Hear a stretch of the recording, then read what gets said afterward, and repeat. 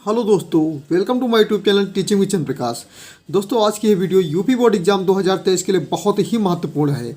यदि आप कक्षा 10 में हैं और गणित में 70 नंबर लाना चाहते हैं तो दोस्तों, यदि अभी तक आपने कुछ भी नहीं पढ़ा है तो आप ये वीडियो पूरी देख लीजिए। आपके गणित में 70 नंबर आएंगे। यानी कि इस वीडियो को हम जितना बोलें, यानी यहाँ पर आप देखेंगे मैंने लिखा very very very very very very most important question.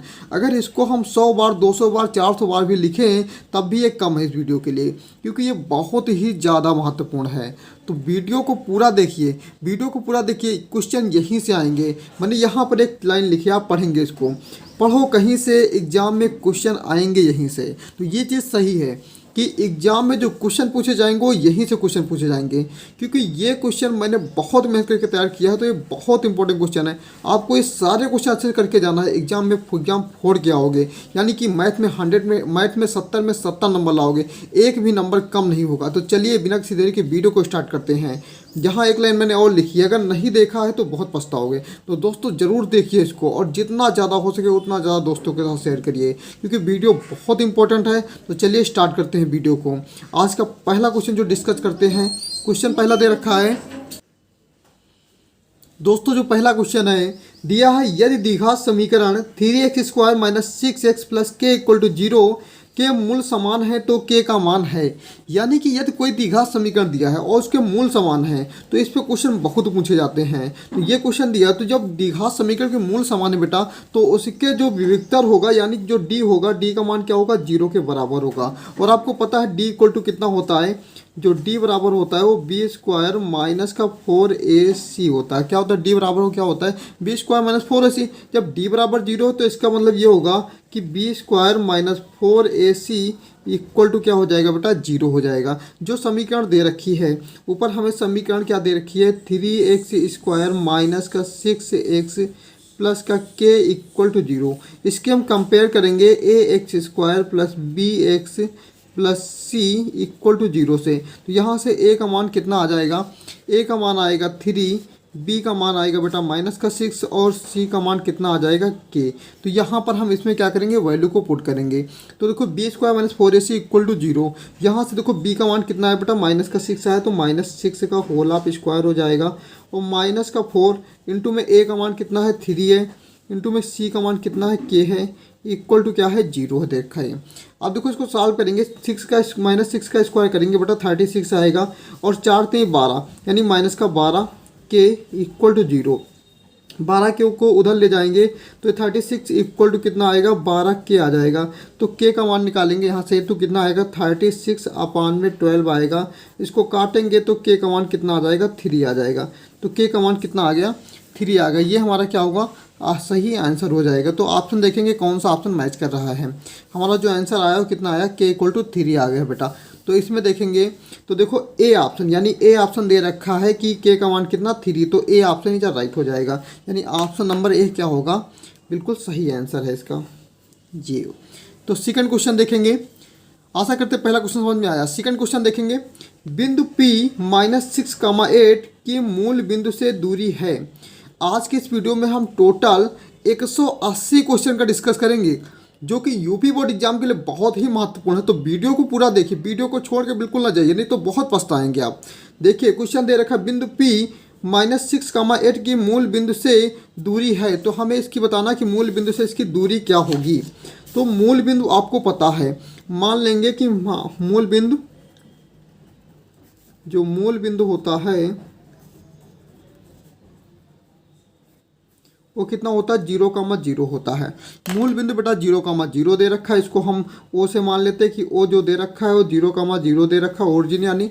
और एक बिंदु P दिया है -6,8 दे रखा है। इन दोनों बिंदुओं के बीच की दूरी हमें ज्ञात करना है। तो बीच की दो बिंदुओं के बीच की दूरी वाला फार्मूला लगा देंगे। फार्मूला क्या होता है, d = होता है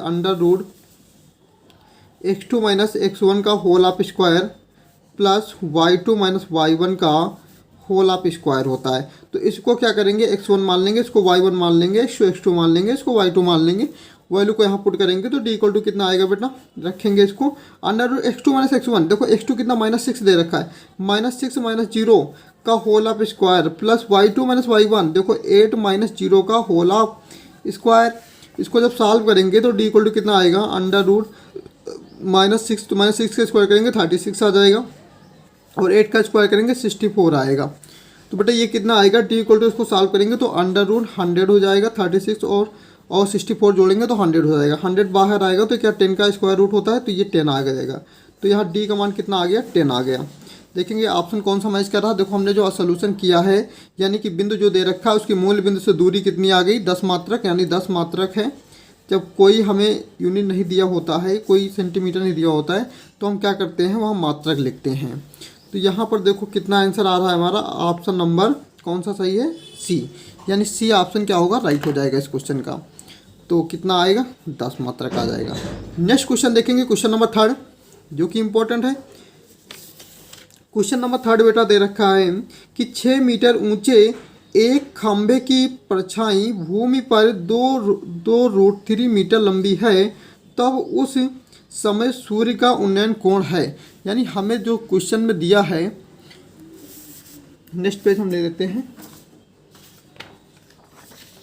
क्वेश्चन हमारा दिया है कि 6 मीटर ऊंचे एक खंभे की परछाई, एक खंभा बेटा हम बना लेते हैं कि एक जो खंभा है ए बी, मान लेते हैं कि ए बी क्या है, खंभा है जिसकी ऊंचाई कितनी दे रखी है, 6 मीटर दे रखा है, और भूमि पर इसकी परछाई, यानी ये हमें इसकी परछाई जो दे रखी है वो कितनी बन रही है, 2√3 बन रही है। तो हमें क्या बताना है, हमें बताना है सूर्य का उन्नयन कोण, यानी ये हमें क्या करना है, थीटा का मान बताना है। किसका मान बताना है, थीटा का मान बताना है।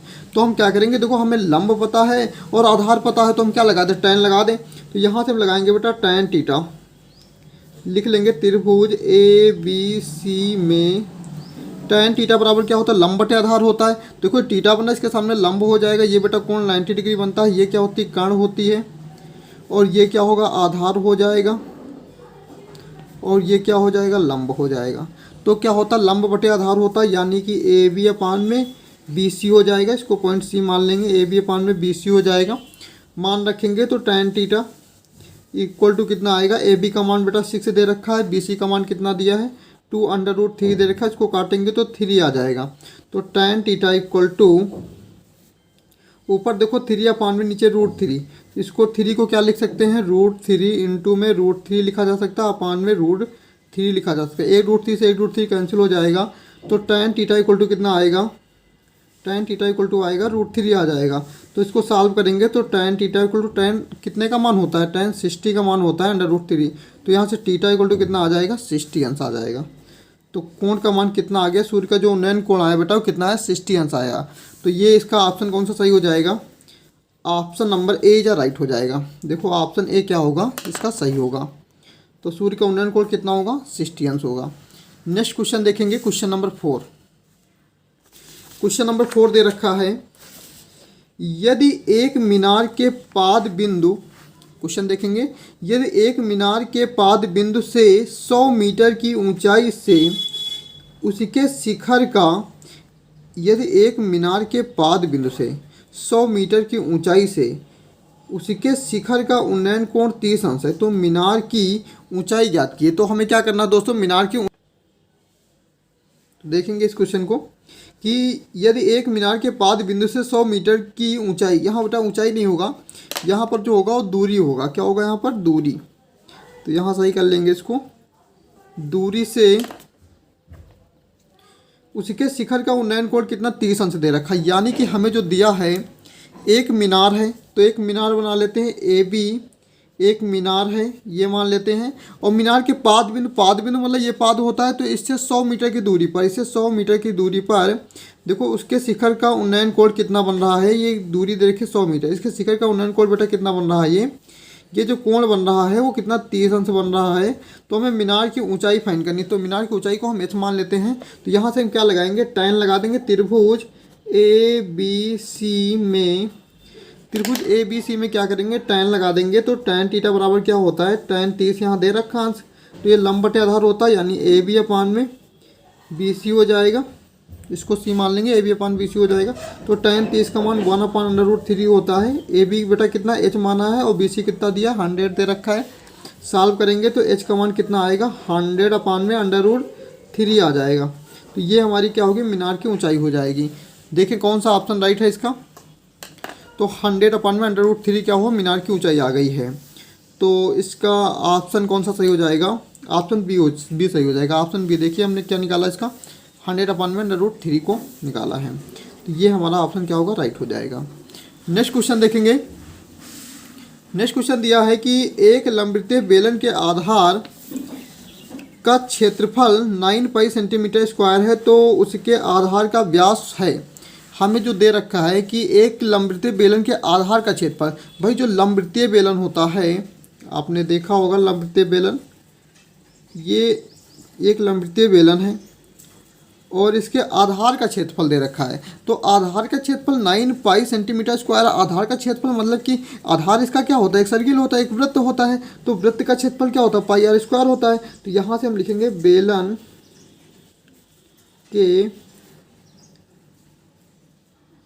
बेलन के आधार का क्षेत्रफल बराबर हमें दे रखा है बेटा, कितना दिया? 9 पाई सेंटीमीटर स्क्वायर, ये हमें दे रखा है। तो आधार का क्षेत्रफल होता क्या है? पाई आर स्क्वायर होता है।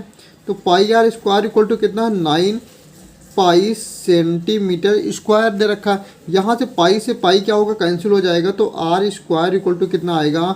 9 सेंटीमीटर स्क्वायर आ जाएगा। तो यहाँ से आर का मान बेटा कितना आएगा? 3 सेंटीमीटर आ जाएगा। जब रेडियस 3 सेंटीमीटर है तो हमसे पूछा क्या है? उसके आधार का व्यास पूछा है। तो व्यास बराबर क्या होता है? जो व्यास बराबर होता है 2 गुणे त्रिज्या होता है। क्या होता है? 2 गुणे त्रिज्या होता है। तो कितना होगा? 2 इंटू आर का मान कितना बेटा? 3 सेंटीमीटर। तो व्यास कितना आ जाएगा? 6 सेंटीमीटर आ जाएगा, जो कि हमारा क्या होगा? राइट आंसर हो जाएगा। तो व्यास कितना आएगा? 6 सेंटीमीटर। तो देखेंगे इसका कौन सा ऑप्शन सही हो जाएगा। तो क्वेश्चन नंबर 5 का ऑप्शन नंबर कौन सा होगा बेटा? ऑप्शन नंबर डी सही हो जाएगा। ये हमारा दे रखा, तो ऑप्शन नंबर डी जा राइट हो जाएगा। नेक्स्ट क्वेश्चन को देखेंगे। क्वेश्चन नेक्स्ट जो दे रखा है, निम्नलिखित बारंबारता सारणी का बहुलक होगा। यानी इसका मुझे बेटा क्या पूछा? बहुलक पूछा है। तो बहुलक का मतलब वो होता है कि जिसकी बारंबारता सबसे ज़्यादा बार हो वही क्या होता है? बहुलक होता है। तो इसे बारंबारता में देखेंगे सबसे ज़्यादा नंबर कौन सा? सबसे ज़्यादा नंबर देखेंगे 18 है। तो 18 के सामने वाली जो संख्या होगी वही क्या होगा? इसका बहुलक हो जाएगा। तो बारंबारता में सबसे ज़्यादा 18 है, तो 18 के सामने संख्या कौन सी? 15। तो इसका मतलब बहुलक कितना हो जाएगा बेटा? 15 हो जाएगा। तो इसमें कुछ देखना नहीं होता है, इतना देखो जिसकी बारंबारता सबसे ज़्यादा होगी वही क्या होगा? वो संख्या उसका बहुलक हो जाएगा। दोस्तों नेक्स्ट क्वेश्चन दिया है कि संख्याएं 3, 5, 7, x, x+2, 15 और 17 और 21 अवरोही क्रम में लिखी गई हैं। यदि इनकी माध्यिका 12 है तो x का मान ज्ञात करना है। यानी कि यहाँ पर हमें जो संख्याएं दे रखी हैं बेटा वो अवरोही क्रम में लिखी हुई हैं, तब हमें उनकी माध्यिका भी दे रखी है। तो हमें क्या करना है? x का मान बताना है कि x का मान कितना होगा, ये हमें बताना है। तो सबसे पहले हम क्या करेंगे? संख्याओं को गिनेंगे कि संख्याएं हैं कितनी। देखो 1, 2, 3, 4, 5, 6, 7, 8 संख्याएं। यानी कि संख्या क्या है? सम आ गई। और माध्यिका बराबर फार्मूला जो होता है सम संख्या के लिए, माध्यिका जो होता है केस फर्स्ट, जब संख्या सम होती है और सबसे, तो माध्यिका बराबर क्या होता है? n/2वें पद का मान प्लस n/2वें प्लस 1वें पद का मान अपान में 2 होता है। जहाँ n क्या होता है? संख्या होती है कि कितने नंबर आए हैं जिनकी हमें माध्यिका को ज्ञात करना है। तो बेटा यहाँ पर देखो संख्याएं कितनी हैं? 1, 2, 3, 4, 5, 6, 7, 8 दे रखी। यानी संख्या क्या है? सम है। सम के लिए तो क्या करेंगे? n/2वें पद का मान, यानी जो माध्यिका होगी, माध्यिका बराबर हो जाएगा n की संख्या कितनी है? n इक्वल टू जो आया है वो कितना है? 8 है। देखो 1, 2, 3, 4, 5, 6, 7, 8 दे रखा है। तो n इक्वल टू कितना दे रखा? 8 दे रखा। तो यहाँ से 8/2वें पद का मान प्लस क्या हो जाएगा? 8/2 प्लस 1वें पद का मान, 1वें पद का मान हो जाएगा। अपान बेटा क्या होगा? अपान में हो जाएगा 2। ये फार्मूला होता है। तो इसको जब सॉल्व करेंगे तो कितना आएगा? चौथे पद का मान हो जाएगा। और यहाँ जब सॉल्व करेंगे तो एक जुड़ेगा, 5वें पद का मान हो जाएगा। यानी कि जो माध्यिका आएगी वो क्या आएगी? चौथे पद का मान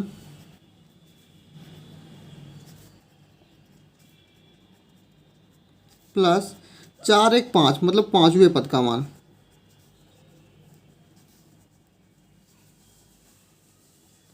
5वें पद का मान अपान में क्या हो जाएगा? 2 हो जाएगा।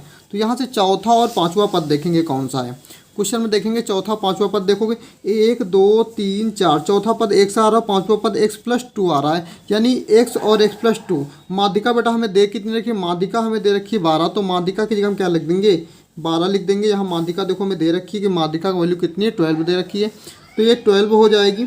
तो 12 इक्वल टू चौथा पद हमने देखा भी x आया, पांचवा पद कितना है बेटा x+2 है, अपान में 2 कर देंगे। अब यहाँ x का मान निकालेंगे तो 12 इधर आएगा, तो ये कितना होगा 12 × 2, 2 इधर आएगा तो 12 × 2 हो जाएगा, x मिलकर बेटा 2x हो जाएगा और प्लस का 2 हो जाएगा। तो यहाँ देखो 12 दूना 24 इक्वल टू कितना आएगा 2x + 2 आएगा, 2 को इधर भेजेंगे तो 24 - 2 हो जाएगा, इक्वल टू कितना 2x आएगा, घटाएंगे तो कितना बचेगा यहाँ पे 22 हो जाएगा, इक्वल टू 2x। तो x इक्वल टू कितना आएगा 22 अपान में 2, काटेंगे तो x का मान कितना आ जाएगा, x इक्वल टू आएगा 11। तो हमारा जो x का मान आया वो कितना आ गया 11 आ गया है। देखेंगे कौन सा ऑप्शन सही होगा, तो ऑप्शन जो इसका राइट होगा ऑप्शन बी। देखो ऑप्शन बी में हमें दे रखा है 11, तो ऑप्शन बी जो राइट हो जाएगा। तो इस क्वेश्चन का जो राइट ऑप्शन होगा वो ऑप्शन बी हो जाएगा, यानी 11 आएगा। दोस्तों नेक्स्ट क्वेश्चन दिया है आंकड़ों 2, 12, 0, 9, 5, 15, 7, 4 की मध्यिका होगी। इस क्वेश्चन की हमें क्या पूछी, मध्यिका पूछी। तो इसमें भी सबसे पहले हम क्या करेंगे, सबसे पहले हमने बताया कि आपको मध्यिका ज्ञात करनी है, सबसे पहले आरोही क्रम में लिखो। तो ये देखो यहाँ आरोही क्रम में नहीं लिखे, यानी छोटे से बड़े की ओर लिख लो। तो इनको क्या करो, सबसे पहले संख्याओं को छोटे से बड़े की ओर लिख लो। तो छोटे से बड़े की ओर लिखेंगे बेटा, सबसे छोटा नंबर इसमें कौन सा 0 है, 0 के बाद कौन सा है 2 है, तो 2 को लिख लेंगे। 2 के बाद कौन सा आएगा 4 आएगा, 4 के बाद 5, 5 के बाद देखेंगे कौन सा नंबर आएगा 5 आ गया, 5 के बाद 7, 7 के बाद में देखेंगे तो आएगा 9, 9 के बाद में क्या आएगा 12, और 12 के बाद क्या आएगा 15 आएगा। सारे नंबर हमने लिख लिया। देखो यहाँ कितने 1 2 3 4 5 6 7 8 नंबर, यहाँ देखो 1 2 3 4 5 6 7 8। और अभी हमने आपको माध्यिका बताई कि जब संख्या क्या हो सम हो तो माध्यिका का फार्मूला क्या होता है।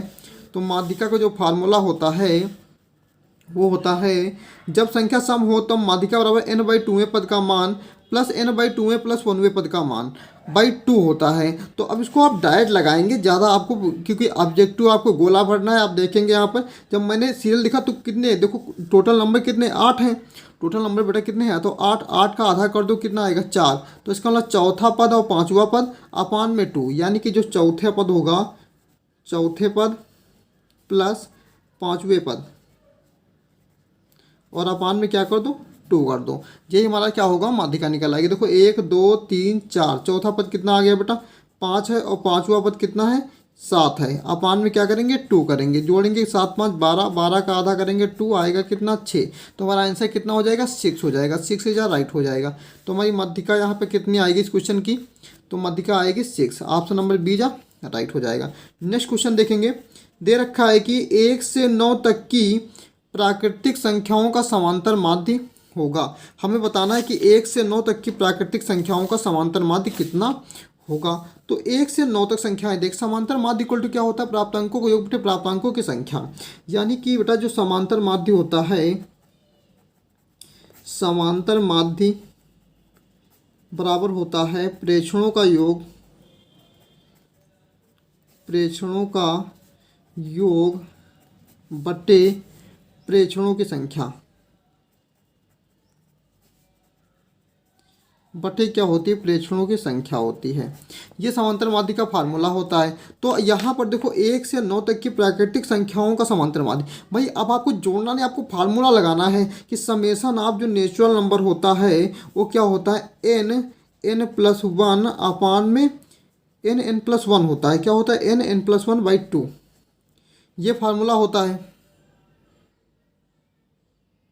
और जब भी लगातार प्राकृतिक संख्याओं का समांतर माध्य पूछ लें तो आपको क्या करना है, देखो अगर हम समांतर माध्य निकालें तो समांतर माध्य क्या होगा इसका n+1 अपान में 2n हो जाएगा, मतलब प्राकृतिक संख्याओं का। तो n से n कैंसिल हो जाएगा, समांतर माध्य जो आएगा नेचुरल नंबर का कंटीन्यूअस नेचुरल लगातार प्राकृतिक संख्याओं को समांतर माध्य आएगा प्लस 1/2 फार्मूला याद रखना है। तो 1 से 9 दे रखा है, जो लास्ट वाला नंबर होता है वही क्या होता है, n होता है। तो इसका समांतर मान निकालेंगे कितना, n प्लस 1/2 यानी करेंगे तो कितना 10/2 काटेंगे तो कितना आएगा 5 आएगा। तो इसका समांतर मान बेटा कितना हो जाएगा 5 हो जाएगा। ऐसे आप निकाल सकते हो। नहीं तो आप क्या करिए 1 से लेके 9 तक संख्याएं लिखिए, उनका योग करिए, फिर क्या करिए जितनी संख्याएं उतने से उसको डिवाइड करिए, तब फिर आपको ये आंसर आ जाएगा। तो ऑप्शन कौन सा होगा, सी सही हो जाएगा।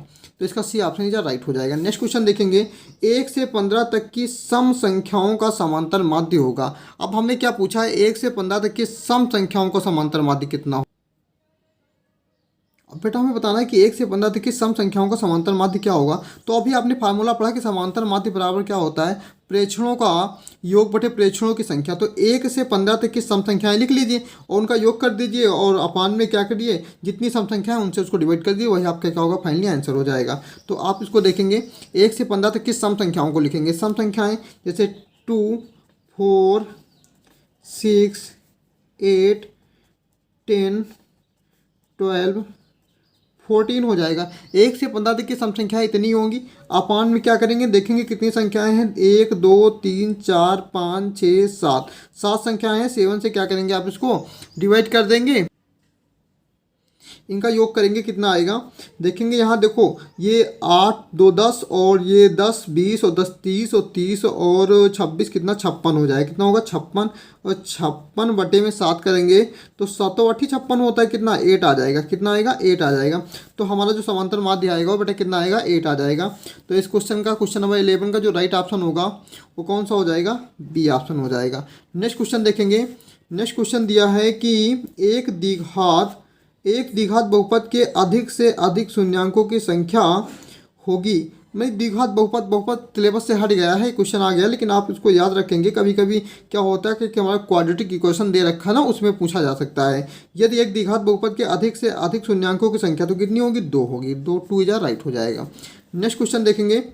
शीर्ष जो नेक्स्ट क्वेश्चन हमारा दिया है, बड़ा क्वेश्चन दिया है, शीर्ष 0,4 0,0 और 3,0 वाले त्रिभुज का परिमाप है। इस त्रिभुज का हमें क्या करना है, परिमाप ज्ञात करना है। तो इसका परिमाप आप कैसे ज्ञात करेंगे, आपको इस सॉल्व नहीं करना है कि आपको भुजाएं निकालना है। आप ऐसे क्वेश्चनों को डायरेक्ट कर सकते हो।